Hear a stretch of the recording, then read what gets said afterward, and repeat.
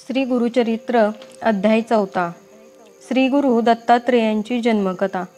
श्री गणेशाय नमः. सिद्धयोगी नामधारकाला दत्त जन्माख्यान सांगू लागला. तो म्हणाला, वत्सा, सृष्टीच्या उत्पत्तीपूर्वी सर्व जलमय होते. नंतर त्यात हिरण्यगर्भ निर्माण झाले. हिरण्यगर्भ म्हणजेच रजोगुणाने उत्पन्न झालेला ब्रह्मा. त्याला ब्रह्मांड असेही म्हणतात. त्याची 2 शकले झाली, आकाश आणि भूमी.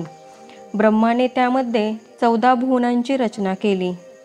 10 दिशा, काळ, मन, बुद्धी, वाणी व कामादी षड्विकार उत्पन्न केले. मग त्या सृष्टीची विस्तृत रचना करण्यासाठी मरीची, अत्री, अंगिरस, पुलत्स्य, पुलह, क्रतू आणि वसिष्ठ असे 7 मानसपुत्र सप्तर्षी निर्माण केले. अनुसूया ही अत्री ऋषींची पत्नी. ती महान पतिव्रता होती. पतिसेवेने तिचा पुण्यप्रभाव इतका वाढला की त्या पुण्याईच्या बळावर ती स्वर्गाची स्वामिनी होती की काय अशी देवांना चिंता वाटू लागली. इंद्रादिकांनी ब्रह्मा, विष्णू आणि महेश यांची भेट घेऊन या चिंतेचे निवारण करण्यास सांगितले. इंद्र म्हणाला, अनुसूया पतिभक्त आहे.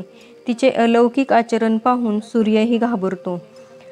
तिला त्रास होऊ नये म्हणून अग्नी, वायू, पृथ्वी हे सर्वच सौम्य होतात.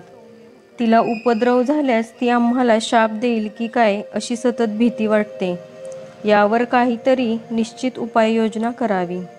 अनुसूयेचे सत्व पाहण्यासाठी ते भिक्षुक रूपाने अत्रींच्या आश्रमात आले.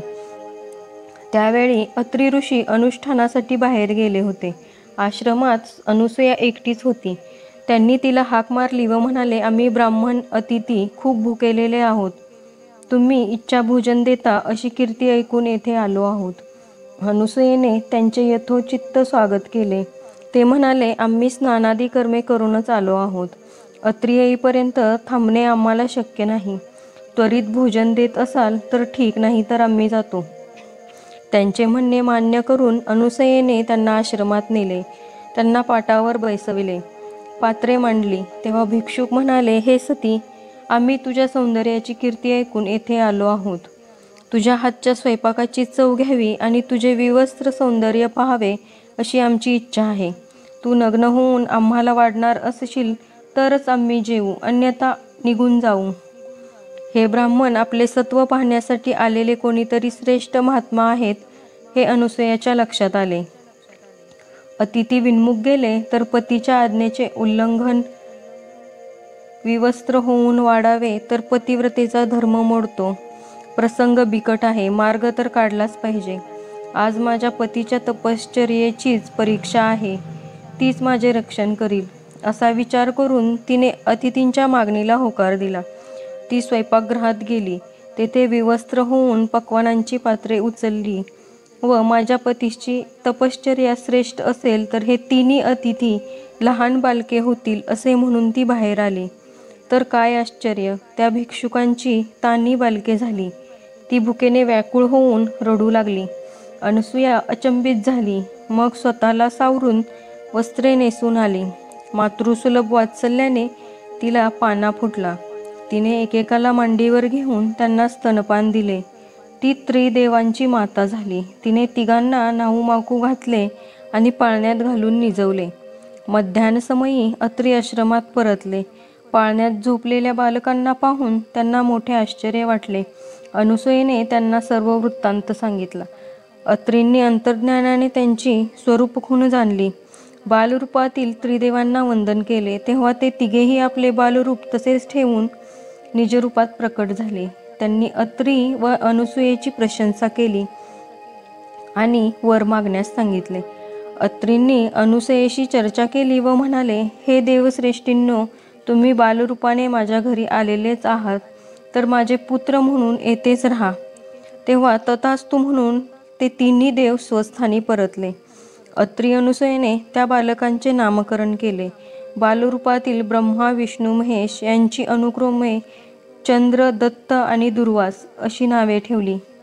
काही काळाने दुर्वास आणि चंद्र मातेसन्मुख उभे राहिले. दुर्वास म्हणाला, आई, मी तीर्थयात्रा व तपश्चर्या करणार आहे, मला निरोप दे. चंद्र म्हणाला, मी तारांगणात राहून तुमच्या चरणांचे नित्य दर्शन घेईन. शीतल चांदणे पसरवून सर्वांना सुख देईन. पृथ्वीवरील वनस्पतींचे पोषण करीन. विष्णुमूर्ती दत्त तुझ्यापाशी राहून तुझी सेवा करेल. अनुसूयेने त्यांना जाण्याची आज्ञा दिली. विष्णुदत्त रूपाने अत्री आश्रमी राहिला. ब्रह्मदेव आणि शंकर यांनी आपापले दिव्य अंश त्याच्या ठायी स्थापन केले. तेव्हापासून दत्त हा अत्री अनुसूयेचा पुत्र आणि श्री विष्णूंचा अवतार असूनही दत्तात्रेय म्हणून एकत्वाने राहिला. तो दत्तात्रेय महाप्रभू हाच गुरु परंपरेचे मूळ पीठ आहे. दत्त जन्माची अद्भुत कथा ऐकून नामधारकास अपार धन्यता वाटली. तो सिद्धयोग्याला म्हणाला, हे मुनी, आता मला दत्तात्रेयांच्या अवतारांविषयी सविस्तर सांगा. तर यापुढील अध्याय आपण उद्या पाहणार आहोत. गुरुचरित्रातील सर्व अध्याय मराठीत ऐकण्यासाठी आपल्या चॅनलला सबस्क्राईब करा. श्री स्वामी समर्थ.